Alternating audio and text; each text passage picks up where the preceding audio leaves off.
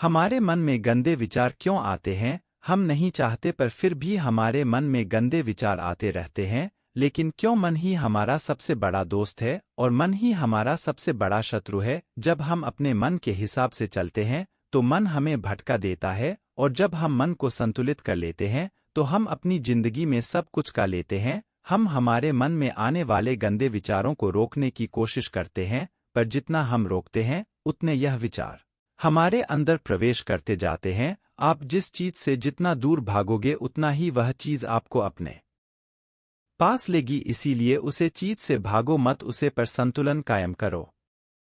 एक बार एक युवक गौतम बुद्ध के पास आया और गौतम बुद्ध से बोला कि ही बुद्ध, मेरे मन में इतने गंदे विचार क्यों आते हैं? मैं नहीं चाहता कि मेरे मन में गंदे विचार आए, पर मेरे मन में हमेशा कामवासना के विचार चलते रहते हैं और मैं इनके के बारे में सोच सोच कर बहुत परेशान हूँ। मेरी ऊर्जा और समय यह सब सोचने में ही नष्ट हो जाता है, और इन सब के विचारों की वजह से मैं कभी भी शांत नहीं रह पाता और मैं हमेशा ही स्त्रियों को देखकर मोहित हो जाता हूँ, अपने आप को रोक ही नहीं पाता। बुद्ध मुस्कुराए और उन्होंने उसे युवक से पूछा, क्या तुम्हें पता है यह कामवासना होती क्या है? फिर लड़के ने उत्तर दिया और कहा, बुद्ध, मैं यह तो नहीं जानता कि कामवासना होती क्या है, पर हाँ, ये जो भी है बहुत बुरी चीज है। फिर बुद्ध ने उसे युवक से कहा कि सबसे पहले तो तुम यह समझना है कि प्राकृतिक रूप से जो भी चीज हमारे अंदर है वह बुरी नहीं है। हमारे जीवन में उसकी कुछ ना कुछ जरूरत है। वासना कोई बुरी बात नहीं है, यह तो हमारे मन की एक भावना है जो हमें किसी ना किसी चीज की कमी का एहसास करवाती है, और फिर हम उसे चीज को पाने के लिए उसे चीज की तरफ आकर्षित हो जाते हैं। जैसे अगर तुम्हारे पास धन की कमी है तो तुम में धन पाने की वासना उत्पन्न हो जाएगी। तो वासना कुछ और नहीं, बस एक प्रकार की कमी है जो कि एक प्रकार की जरूरत का एहसास है, और जब ये जरूरत शारीरिक हो तो हम इसे कामवासना का देते हैं। युवक ने गौतम बुद्ध को कहा कि बुद्ध, मुझे कामवासना का मतलब तो समझ में आ गया, पर आप मुझे यह बताइए कि यह हाथी कहाँ से है, कैसे आती है?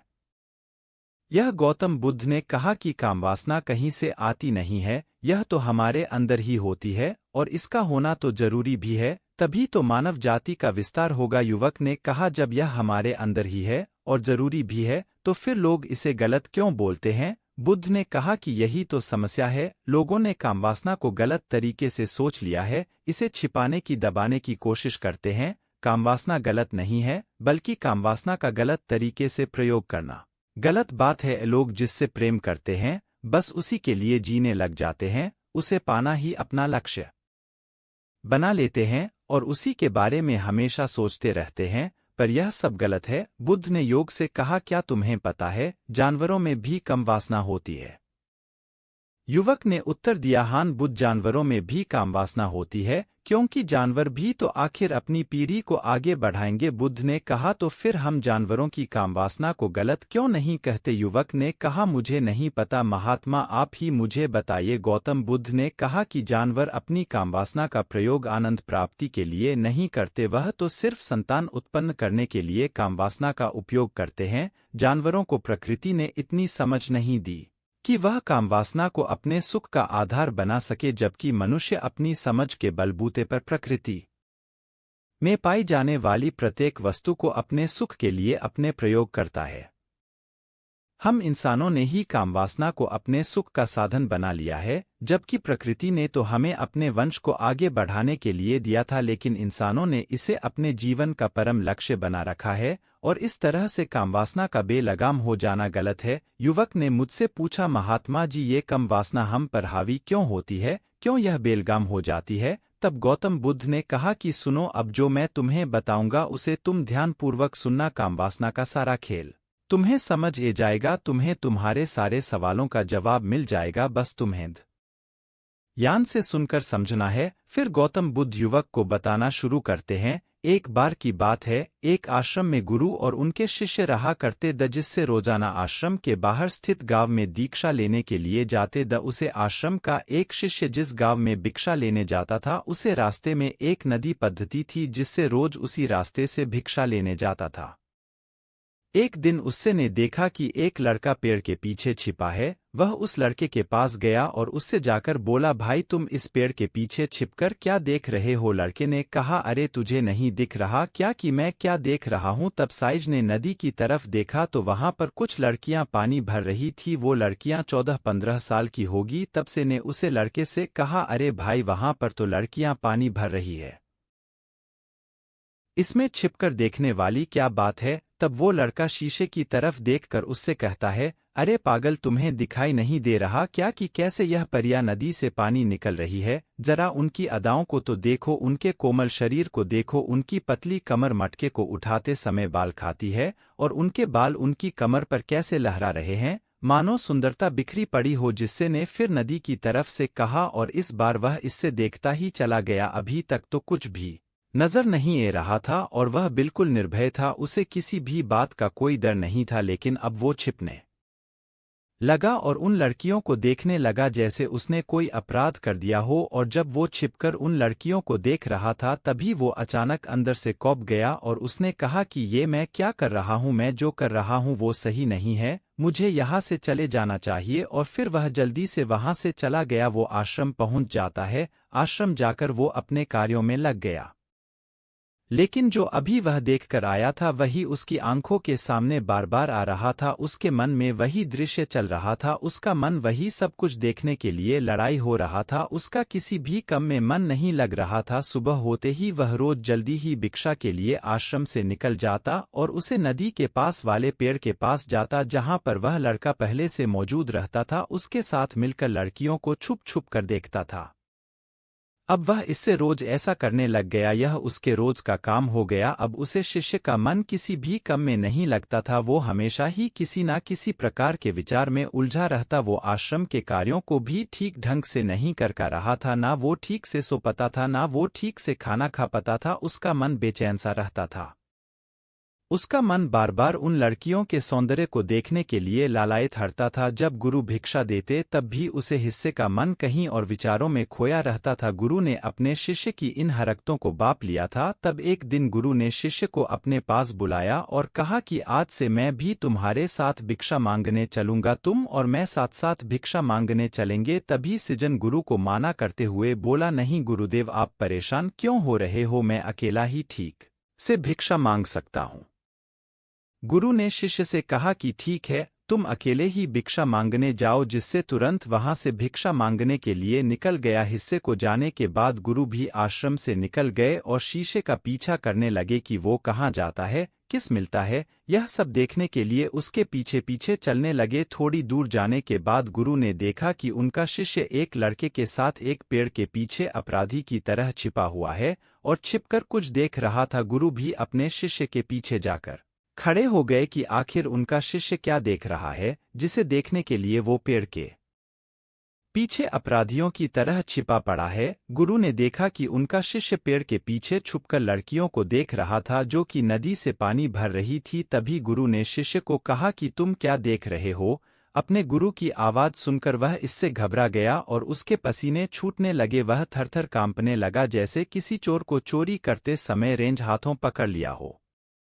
उसी से की हालत खराब हो गई, वो कुछ भी नहीं बोल कर रहा था। दूसरा का जो शिष्य के साथ था वहां से भाग गया, जिससे घबराया हुआ था। उसके मुंह से कुछ टूटे फूटे शब्द ही बाहर निकल रहे द वो अपने गुरु से नजर भी नहीं मिला कर रहा था। गुरु ने शिष्य की तरफ देखा और कहा कि मेरा शिष्य तो निर्भय था, उसे तो किसी भी चीज का डर नहीं था, लेकिन ये क्या तुम तो डर के मारे कहाँ पर हो? जिससे इन्हें गुरु से कहा कि मुझे माफ कर दो गुरुदेव, मेरा इसमें कोई दोस्त नहीं है, उसे लड़के ने मुझे बहका दिया था। लेकिन आपसे मैं वादा करता हूं कि आज के बाद मैं ऐसा कभी दोबारा नहीं करूंगा, मुझे माफ कर दो गुरुदेव। गुरु ने शिष्य से कहा कि कोई बात नहीं, पर इस बात का तुम ध्यान रखना कि हम जैसी संगति करते हैं वैसा ही फल हमें प्राप्त होता है। हम जैसी संगति करते हैं उसके विचार हमारे अंदर प्रवेश करते हैं, इसीलिए अच्छी संगति करो जिससे तुम्हारे अंदर अच्छे विचारों का प्रवेश हो। फिर गुरु और शिष्य आश्रम लौट आए और फिर आश्रम के कार्यों पर ध्यान देने लगा। उसने उसे रास्ते को छोड़ दिया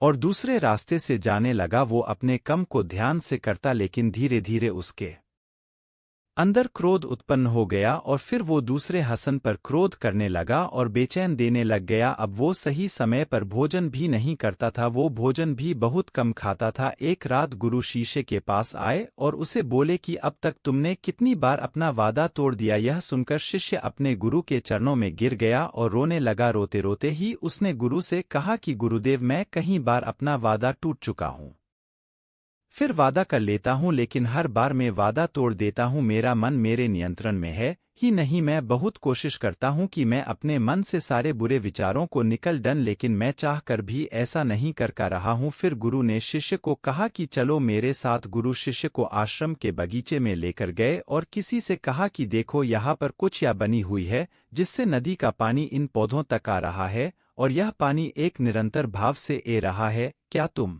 इस पानी के बहाव को रोक सकते हो? शिष्य ने कहा कि हाँ गुरुदेव, मैं इस बहाव को रोक सकता हूँ। फिर शिष्य ने मिट्टी उठाकर उसे नाली में डाल दी। वो पानी थोड़ी देर के लिए रुक गया और फिर थोड़ी देर बाद उसे रेत के ऊपर से पानी ए गया। गुरु ने शिष्य से कहा, अरे ये क्या, ये तो पानी रुका ही नहीं। फिर से ने कुछ कंकर पत्थर उठाकर उसे नाली में डाल दिए और फिर थोड़ी देर के लिए पानी रुक गया, लेकिन फिर थोड़ी देर बाद ही उन कंकड़ पत्थर के ऊपर से पानी निकल आया। फिर गुरु ने कहा कि इससे यह क्या हुआ? पानी तो फिर से ए गया। तुम तो बोल रहे थे कि तुम इसे रोक दोगे। क्या हम किसी कम को रोकना चाहे तो क्या हम उसे रोक नहीं सकते? तब सीसी ने कहा, कोई बात नहीं गुरुदेव, मैं इस पानी को तो आपको रोक के दिखाऊंगा। फिर वह फिर से एक बड़ा सा पत्थर लेकर आया और उसे नाली पर डाल दिया और पानी रुक गया। तब गुरु से कहा कि देखा गुरुदेव, मैंने कहा था ना कि पानी को मैं रोक दूंगा। मैंने पानी को रोक दिखाया, आपकी बात मैंने पूरी कर दी। गुरु मुस्कुराए और बोले, अच्छा जरा ध्यान से देखो, पानी रुक गया क्या? वो तो पीछे की नाली तोड़कर बाहर ए गया और अगल बगल से बह रहा है। और ध्यान से देखो, इस पत्थर की आगे भी ए गया और ये पानी अपना रास्ता बदलकर फिर से आगे की तरफ बह जाएगा। और फिर थोड़ी देर बाद ऐसा ही हुआ। फिर गुरु ने शिष्य को समझाया कि तुम्हारे साथ भी तो ऐसा ही चल रहा है। तुम बार बार प्रयास कर रहे हो, बड़े से बड़ा प्रयास कर रहे हो, पर हर बार तुम्हारा प्रयास टूट रहा है और यह हमेशा टूटता ही रहेगा। तुम कितना भी बड़ा पत्थर रख लो, लेकिन पानी तो अपना रास्ता बना ही लेगा। यह सब देखकर गुरु से कहा कि ही गुरुदेव, क्या कोई तरीका नहीं है जिससे मैं गंदे विचारों से बाहर निकल सकूं और यह मेरे मन में आए नहीं? गुरु शिष्य को एक नदी के पास ले गए जहां से उसे बगीचे में पानी नहीं ए रहा था। गुरु ने शिष्य से कहा, वो पानी इसी नदी से जा रहा है। अगर हम यहीं से उसे रास्ते को बंद कर दें जहां से पानी बगीचे में जा रहा है, तब क्या हम पानी को रोक नहीं सकते? जिससे ने कहा कि हाँ गुरुदेव, अवश्य ऐसा हो सकता है। मैं इस पानी को यहीं से बंद कर देता हूँ, तब आगे की नाली में पानी जाएगा ही नहीं और फिर बगीचे में पानी जाएगा ही नहीं। फिर से इन्हें नदी से जाने वाले रास्ते को बहुत मेहनत करके पत्थर और मिट्टी दल डालकर बंद कर दिया। और गुरु से कहा कि गुरुदेव, मैंने पानी को बंद कर दिया है, अब यह पानी बगीचे में जाएगा ही नहीं। तब गुरु ने कहा किसी से, अगर पानी बगीचे में नहीं जाएगा तो पेड़ पौधों को पानी कहाँ से मिलेगा? उन पेड़ पौधों को तो पानी की आवश्यकता है और उन पेड़ पौधों में कुछ पेड़ पौधे तो ऐसे हैं जिनको रोज पानी की आवश्यकता, वह तो मुरझाकर मर ही जाएंगे, उनका क्या होगा? पानी तो हमें खोलना ही होगा। जिससे ने गुरु की बात सुनकर वापस नदी से जाने वाले पानी का रास्ता खोल दिया। तब गुरु ने शिष्य से पूछा, जिससे अगर हम इस नदी के पूरे पानी को बगीचे की तरफ मोड़ दे तो क्या होगा? तब साईं जवाब दिया कि गुरुदेव, वहां पर जितने भी पेड़ पौधे हैं वो गल कर नष्ट हो जाएंगे, वहां पर कुछ नहीं बचेगा। फिर गुरु मुस्कुराए और बोले, तुम इस बात को समझो कि हमें किसी भी चीज को रोकना नहीं है, बस हमें हमेशा संतुलन बनाए रखना है। कम पानी से भी पौधे नष्ट होते हैं और ज्यादा पानी से भी पौधे नष्ट होते हैं। हमारा जीवन संतुलन से ही चलता है। गुरु ने शिष्य से कहा कि अगर मैं तुम्हें कुछ कहूं कि तुम आम के बारे में मत सोचो तो तुम्हारे मन में सबसे पहले किसका चित्र आएगा? शीशे ने कहा कि गुरुदेव, मेरे मन में तो पहला चित्र आम का ही आएगा। गुरु ने कहा कि जब हम गंदे विचारों को जबरदस्ती रोकने का प्रयास करते हैं तो वह और मजबूती के साथ हमारे अंदर प्रवेश करते हैं, हमारे अंदर उठाते हैं। इसीलिए हमें उन्हें कभी भी दबाने की कोशिश नहीं करनी चाहिए। फिर गुरु ने शिष्य को जाते हुए कहा कि हमारे गंदे विचार बुरे लोगों की संगति करने की वजह से भी आते हैं। कई बार क्या होता है कि कामुकता हमारे अंदर होती नहीं है, लेकिन कुछ अश्लील लोगों के साथ रहने की वजह से ये हमारे अंदर हावी हो जाती है। फिर शिष्य ने कहा कि गुरुदेव आप सही कह रहे हैं, मैं अपने मार्ग से भटक गया था। फिर वो शिष्य उसे रात बहुत ही चैन की नींद सोया। सुबह अपने कार्यों को पूरे मन से किया और फिर सुबह वो भिक्षा लेने के लिए उसी रास्ते से गया जहां वह लड़का आज भी पेड़ के पीछे छुपकर उन लड़कियों को देख रहा था। वो शिष्य नदी पर गया जहां वह लड़कियां पानी भर रही थी। उसने उन लड़कियों से पानी मंगा। उन लड़कियों में से एक लड़की ने उसे पानी पिलाया और उसे सन्यासी शिष्य के चरण छुए। शिष्य ने उसे आशीर्वाद दिया कि तुम्हारा कल्याण हो, जिससे का मन सकारात्मक ऊर्जा से भर गया। उसके चेहरे पर मुस्कान आ गई थी, जैसे कि उसे कुछ खोया हुआ वापस मिल गया हो। वह वापस अपने रास्ते से जाने लगा, तभी पीछे से वह लड़का आ गया जो पेड़ के पीछे छुपा हुआ था। वह शीशे के पास आया और बोला कि क्या बात है, आज तो तुमने नज़दीक से दर्शन कर लिए, तुम तो मुझसे भी आगे निकले। तब शिष्य ने कहा कि हम हमेशा दूसरे के दर्शन करने में ही व्यस्त रहते हैं, अपने दर्शन कर ही नहीं पाते। तुम कब तक इस पेड़ के पीछे छुपाते रहोगे? किसी को पसंद कर लो, उससे बोल दो। अगर वो भी तुम्हें पसंद करती है तो शादी कर लो, और उससे पहले तुम कुछ बन जाओ। अपने आप को पहचान लो, ऐसे अपना समय बर्बाद मत करो। फिर वह लड़का रोज उससे मिलने लगा और उसे लड़के ने नदी पर जाना छोड़ दिया। और फिर वो लड़का अपने जीवन में कुछ बनने के लिए संघर्ष करने लगा। तो तुमने देखा संगति का असर क्या होता है। अपनी संगति बदलो, अपने विचार बदलो। बुद्ध ने युवक से पूछा कि क्या तुम्हें तुम्हारे सारे सवालों का जवाब मिल गया? तब युवक ने कहा कि हाँ महात्मा जी, आपका बहुत बहुत धन्यवाद। तब गौतम बुद्ध ने युवक से कहा कि जब तुम्हारे मन में गंदे विचार आए तब आप अपने आप को दोषी मत मानो। यह शरीर है और यह सब इसने हजारों वर्षों से सीखा है।